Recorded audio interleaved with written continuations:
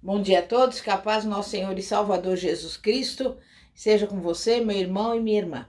A mensagem de hoje tem como tema Herodias e Salomé. Herodias, um nome perfeitamente adequado para o seu ego repulsivo. Quando o assunto era maldade, essa mulher ganhava de todas. A árvore genealógica dela trouxe apenas frutos podres. Do tronco desta árvore doente veio Herodes o Grande, infame por ter mandado matar todos os meninos entre 1 e 3 anos em Belém, depois do anúncio do nascimento de Cristo. E por isso Maria e José fugiram para o Egito e ficaram ali até a morte do brutal governante. Herodes também abusou de seu poder em casa, executando 2 dos seus filhos e da sua esposa favorita, Mariane, só porque ouviram um boato de que estavam planejando a sua morte. Herodes tinha pelo menos mais 2 filhos vivos, Herodes Filipe e Herodes Antipas.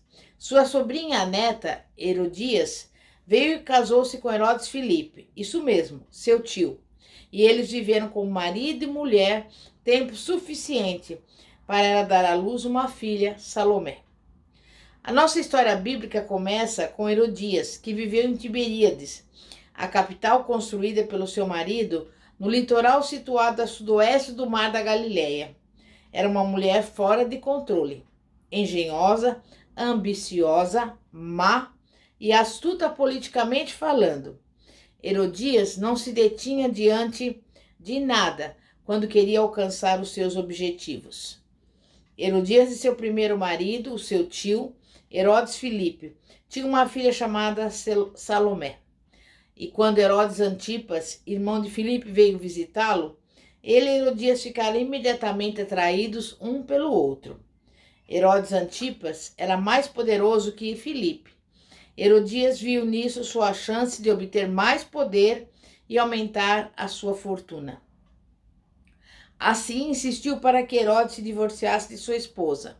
Ela se separou do marido e casou-se com Herodes Antipas, o seu outro tio. Esta é uma família desestruturada, uma família que se casou entre si, porque pensava que nenhuma outra família seria boa o bastante para eles. Pela lei dos hebreus, súditos de Herodes, isso significava que Herodias havia cometido incesto, casando-se com seus 2 tios, e bigamia, casando-se novamente enquanto seu primeiro marido ainda estava vivo. Herodias devia ser uma mulher muito atraente em suas túnicas reais para seduzir o segundo tio e fazê-lo quebrar a lei e a ordem hebraica, ofendendo de modo ultrajante o povo que governava. Mas a forma como ela manipulou os 2 irmãos foi um golpe baixo. Ela certamente colocou um contra o outro, mas uma mulher determinada a vencer nas finanças, no romance ou na política, pensa somente com seu lucro próprio.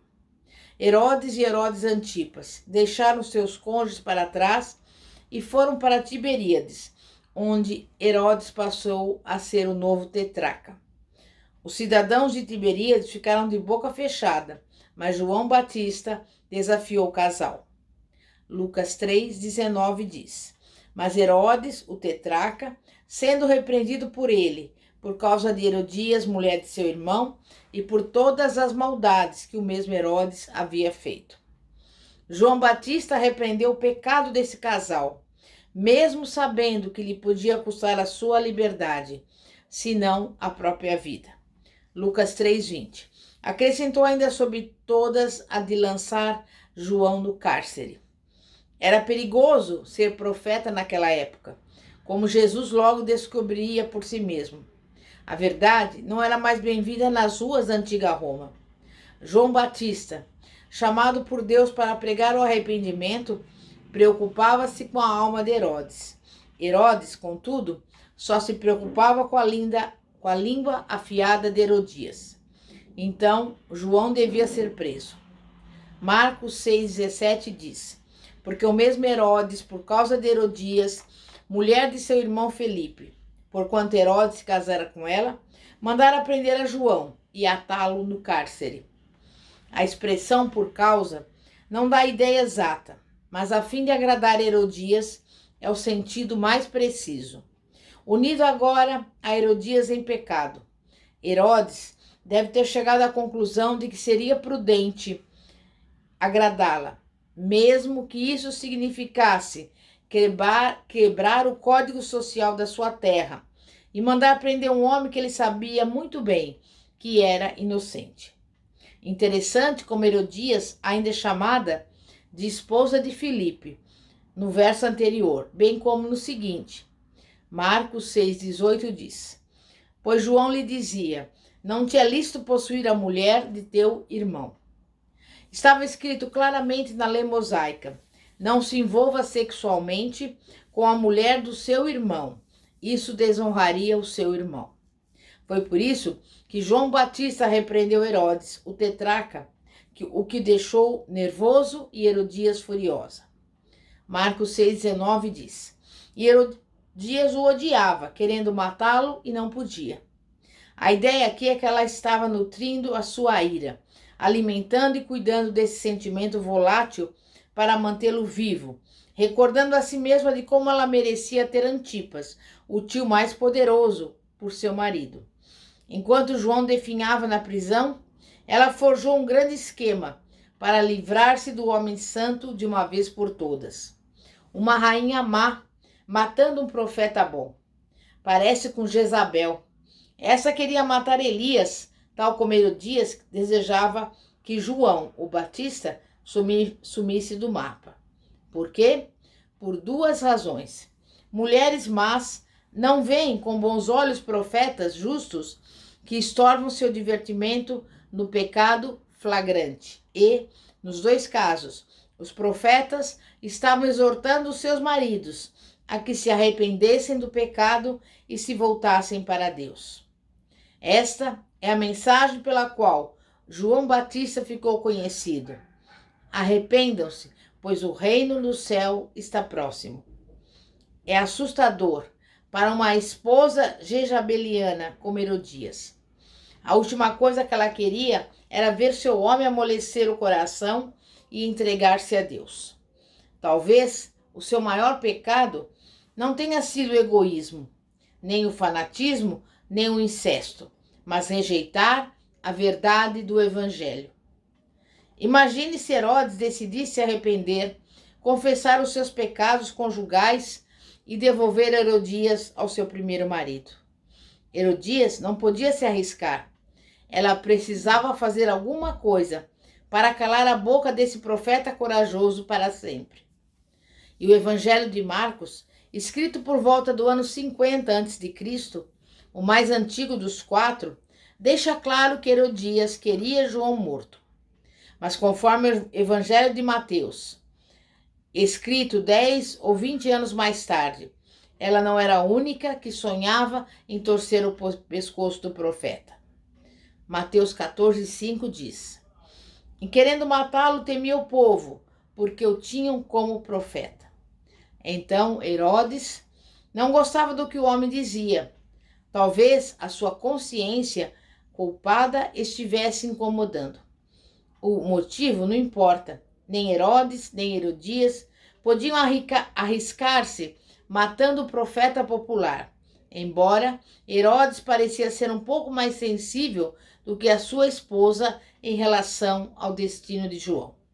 Marcos 6:20, primeira parte diz, porque Herodes temia João, sabendo que era homem justo e santo, e o tinha em segurança.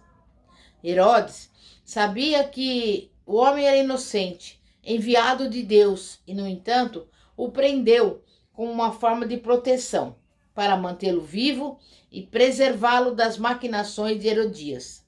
Herodes, enquanto isso, percebendo que o homem era santo e justo, conversava com João sobre assuntos que ele não entendia direito, mas achava interessantes. Marcos 6:20, segunda parte diz, e quando o ouvia, ficava perplexo, escutando-o de boa mente. Assim, Herodes era confuso, porém curioso. A sua culpa o angustiava e, contudo, não conseguia se afastar de João. Alguma coisa naquele profeta continuava atraindo.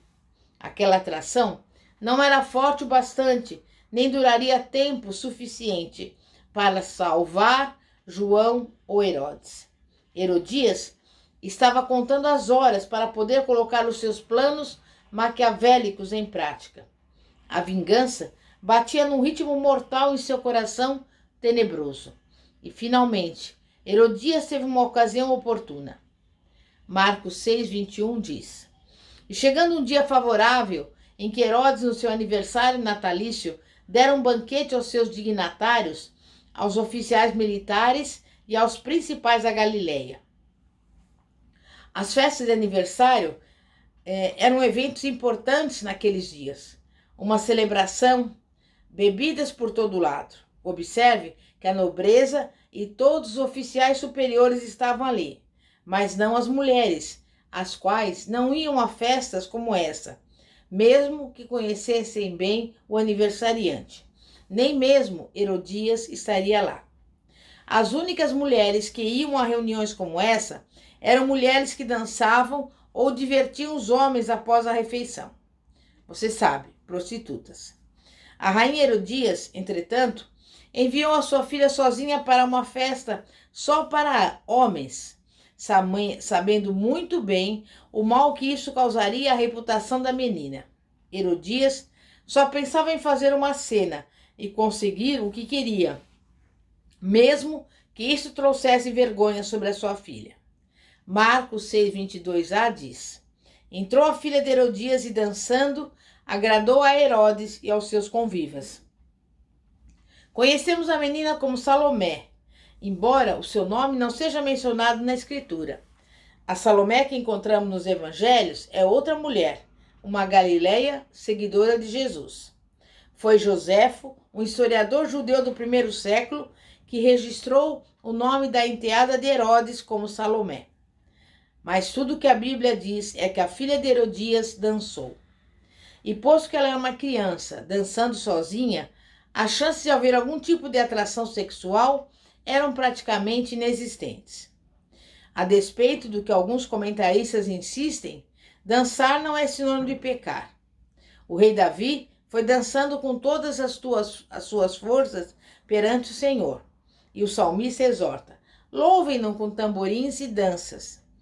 O que é precisamente o que Miriam, a irmã de Moisés, fez, e todas as mulheres a seguiram, tocando tamborins e dançando. Mas Salomé estava não dançando perante o Senhor, mas diante do padrasto Herodes. Então, como ela estava dançando? Inocentemente ou de forma provocante? A palavra grega usada por Marcos significa simplesmente dançar. E a palavra grega que descreve a filha significa menina ou donzela. A mesma palavra que Marcos usou para a filha de Jairo, de 12 anos. Salomé agradou Herodes e seus convidados. Essa palavra, agradou, no grego é arazen, traduzida como atender a alguém ou fazer algo que alguém irá aprovar. O termo, decididamente, não se refere a prazer sexual de qualquer tipo. Em outras palavras, ela fez o seu padrasto feliz e ele quis recompensá-la. Marcos 6:22, segunda parte. Então disse o rei à jovem: pede-me o que quiseres e eu te darei. Qualquer que fosse o estado emocional da relação de Salomé e do seu padrasto Herodes, fez a menina uma oferta irrefletida. Marcos 6:23. E jurou-lhe: se pedires mesmo que seja metade do meu reino, eu te darei. Como você pode notar, ele repetiu a sua generosa proposta e ela tornou mais específica, ecoando as palavras do rei Xerxes ditas à rainha Ester. Que a rainha Ester, qual é o seu pedido? Mesmo que seja metade do reino, lhe será dado. Marcos 6:24, primeira parte. Saindo ela, perguntou à sua mãe: que pedirei? Aqui está outra pista de que a menina devia ser bem nova. Em vez de responder a Herodes por si mesma, ela foi perguntar à sua mãe. Ela saiu? Sugere que saiu do salão onde a festa estava sendo realizada.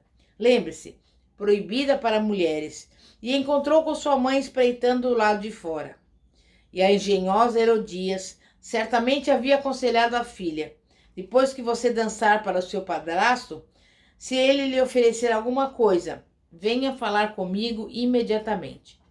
A menina foi influenciada por sua mãe, como escreveu Mateus no capítulo 14, versículo 8. Então, ela, instigada por sua mãe, disse: dá-me aqui num prato a cabeça de João Batista. O ódio obsessivo não apenas leva a tirar a vida de uma pessoa, mas também costuma contaminar outros. Marcos 6, 24, segunda parte. Esta respondeu: a cabeça de João Batista. Ela não hesitou aqui. Herodias estava pronta. Ela não queria simplesmente que João Batista fosse executado. Ela queria que ele fosse humilhado e desonrado de uma forma tão vil que os rumores espalhassem por toda parte. Herodias estava certa e João, o profeta, estava totalmente errado. Mas o fato é que este homem, João, estava certo quanto aos pecados dela. Não importava o quanto Herodes protestasse. Havia somente uma forma de silenciá-lo. Ela, na verdade, usurpou a posição de Deus como juiz e mandou matar um homem. Imediatamente a jovem apressou-se em apresentar-se ao rei com o pedido. Marcos 6, 25. No mesmo instante, voltando apressadamente para junto do rei, disse: quero que, sem demora, me des num prato a cabeça de João Batista. Interessante. Salomé aumentou o pedido de sua mãe e ainda deixou o nome dela de fora. Ela não disse: a mamãe quer, mas quero. E sem demora, não depois de um julgamento justo, ou para que Herodes tivesse tempo para mudar de ideia, ou para deixar todas as testemunhas presentes ir embora para casa, cambaleantes e atordoadas pelo vinho. Não, agora mesmo e num prato. Salomé era uma menina inocente, tentando agradar a mãe, ou uma conspiradora conivente e culpa que não via a hora de ver o profeta morto, o que ela era. De uma coisa podemos ter certeza: o seu padrasto ficou tudo menos alegre com o pedido dela. Ele ficou extremamente aflito e angustiado e profundamente arrependido. Nada em sua reação sugere que ele tivesse participado do acordo nefasto, mas agora, sem dúvida, estava envolvido com o seu juramento.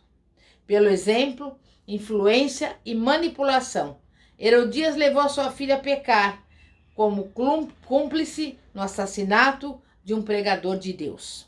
Marcos 6, 26. Entristeceu-se profundamente o rei, mas por causa do juramento e dos que estavam com ele à mesa, não la quis negar. Herodias sabia que seu marido era orgulhoso e que a sua necessidade de aprovação pública falaria mais alto do que o seu desejo de fazer o que era certo. Todas as principais figuras da Galileia estavam presentes. Sua filha olhou para Herodes com expectativa. Herodias aguardava escondida, ansiosa. Depois da sua oferta imprudente, Herodes desonraria toda a família se não cumprisse a sua palavra e não queria desprezar a menina. Marcos 6, versículos 27 a 28. E enviando logo o executor, mandou que lhe trouxessem a cabeça de João. Ele foi e o decapitou no cárcere, e trazendo a cabeça num prato, a entregou à jovem, e essa, por sua vez, à sua mãe. Herodes estava desafiando a lei hebraica, mais uma vez, que proibia a aplicação da pena de morte sem julgamento prévio e também a decapitação como método de execução. De forma tão desafiadora e reincidente, Herodes e Herodias quebraram a lei, que nem sequer notaram os dois delitos que acabavam de acrescentar à sua ficha. Herodes havia oferecido à sua enteada até metade do seu reino e, em vez disso, deu a ela algo que valia infinitamente mais: a vida de um homem. João, o Batista, o último dos profetas hebreus, que viera preparar o caminho para o Senhor Jesus. Perdeu a cabeça para uma mulher manipuladora, que usou a inocência da sua filha e o orgulho do seu marido para livrar-se da obrigação de ouvir mais uma palavra sequer do seu detrator. Ao contrário disto, João, o Batista, foi quem experimentou a liberdade eterna através do seu martírio, enquanto Herodes e Herodias permaneceram presos ao seu pecado, condenados a ouvir a voz do acusador para sempre. Embora tivesse sido ideia de sua mãe, Salomé fizera o pedido. A culpa de Salomé nos anos seguintes seria muito mais pesada do que aquele prato. A filha de Herodias nunca mais foi mencionada nos livros da história.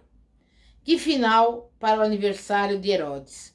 Sua alegria fora certamente arruinada, graças à egoísta e sádica Herodias. Não ficou registrado o que Herodias fez com o seu prêmio. Quanto ao que sobrou de João o Batista, aqueles que o amavam foram reivindicar. Marcos 6:29 diz: Os discípulos de João, logo que souberam disso, vieram, levaram-lhe o corpo e o depositaram no túmulo. Jesus e João eram coproclamadores do arrependimento.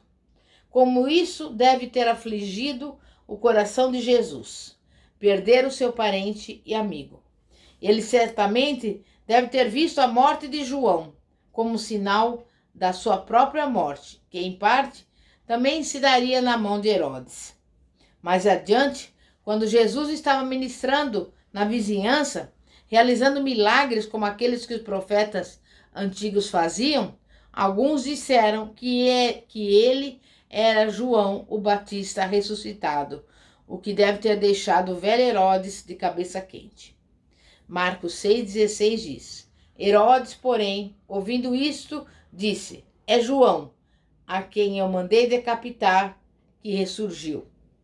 Embora ele tivesse feito isso por causa da sua esposa enteada, Herodes levou toda a culpa pela morte do homem.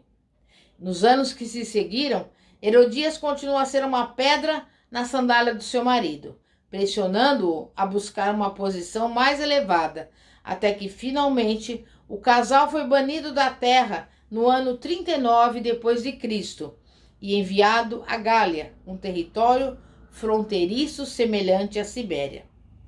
Não nos é revelado se Herodias deixou seu coração ser abrandado, nem se teria se arrependido. Mais de 2 anos depois, Herodias é lembrada como uma das mulheres mais vis e perversas a ter passado nas páginas da história da humanidade. Uma mulher como Herodias, que anda em ira, ódio, crueldade, vingança, amargura e maldade, certamente viveu cada dia de sua vida no inferno das suas próprias obras. Então, que lições nós podemos aprender com Herodias? Se alguém apontar o seu pecado de forma dócil, aceite a correção e não corte a sua cabeça. Saber admitir quando estamos errados e receber bem a correção gentil e carinhosa que nosso Pai Celestial nos dá é um sinal de maturidade. A próxima vez que o Senhor nos exortar assim, ou usar algum de seus servos de confiança para fazê-lo, oremos por humildade, sabedoria e um espírito educado, contrário a Herodias. A Bíblia fala em Jó 5,17: Bem-aventurado é o homem a quem Deus disciplina. Não desprezes, pois, a disciplina do Todo-Poderoso. Apontar o pecado de outra pessoa pode custar a sua cabeça. Quando surgir uma oportunidade de chamar a atenção de alguém para a sua desobediência, pense com cuidado. Não há muitos que são santos ou justos como João o Batista. João foi chamado por Deus para uma obra específica de pregar o arrependimento. Nós somos chamados repetidas vezes a amar uns aos outros e a suportar as cargas uns dos outros. Como pais, nos foi confiada a tarefa de corrigir os nossos filhos quando eles erram, mas como irmãos e irmãs em Cristo, devemos resistir à tentação de julgar os outros e cuidar das nossas próprias vidas em primeiro lugar. Mateus 7,5 diz: Hipócrita, tire primeiro a trave do teu olho, e então verás claramente para tirar o argueiro do olho do teu irmão.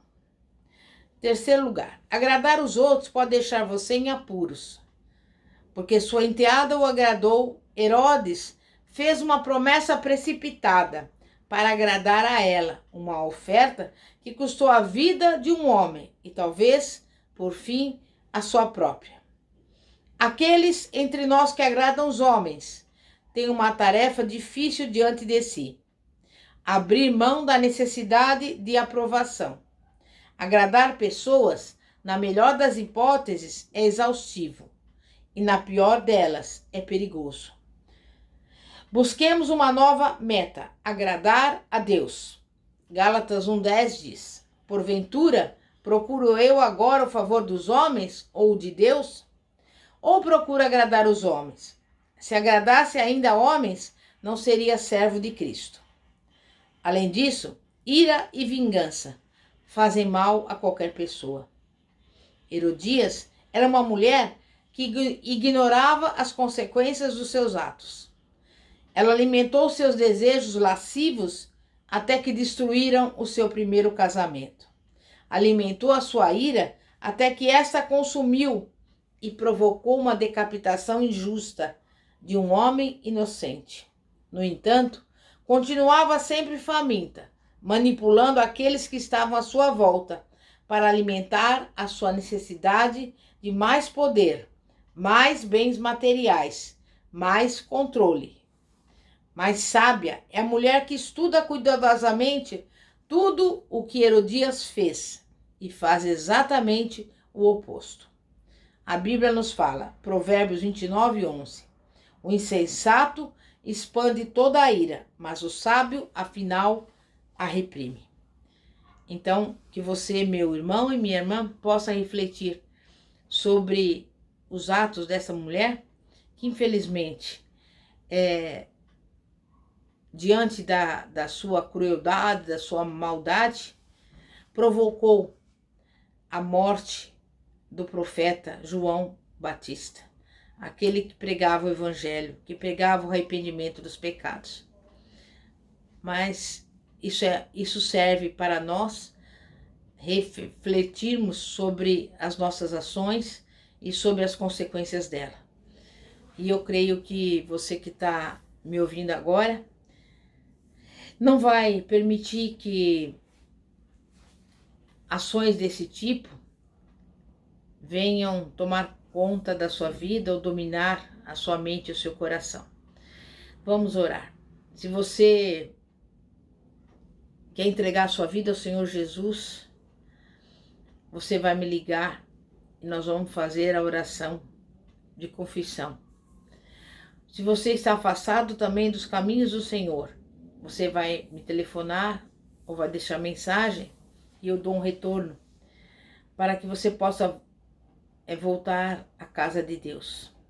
E o telefone é o seguinte: 0 operadora 11 9 4229 55 33. Vamos orar. Santíssimo Deus e poderoso Pai, Pai de nosso Senhor e Salvador Jesus Cristo, Pai, nós cremos no Deus que é o Todo-Poderoso, que é o Criador dos céus e da terra, para quem não haverá nada demasiadamente difícil. E neste momento entregamos a Ti a nossa vida e Te pedimos, Pai, que nada, absolutamente nada, venha mudar o nosso coração, que o nosso coração não venha guardar raiva, ódio, ira, mágoa, ressentimento ou quaisquer sentimentos negativos contra quem quer que seja, porque é a Tua palavra que diz que devemos amar a Deus sobre todas as coisas, amar ao próximo como a nós mesmos, que devemos amar os nossos inimigos e orar por aqueles que nos perseguem. E é isso que nós queremos fazer no dia de hoje, Pai. E eu creio e confio no Senhor que está cuidando, Pai, de todos aqueles que têm ódio de nós, que nos perseguem, mas nós cremos e confiamos no Deus poderoso, no Deus de milagres, em nome de Jesus. Eu agradeço a todos e os convido a ver o nosso canal no YouTube e a nossa página no Facebook, Igreja Poder de Cristo. Então, você também poderá nos enviar mensagens de texto pelo WhatsApp no seguinte número: 0 operadora 11 9 4229 5533. Que a paz de nosso Senhor e Salvador Jesus Cristo esteja contigo. Amém e graças a Deus. Glória a Deus.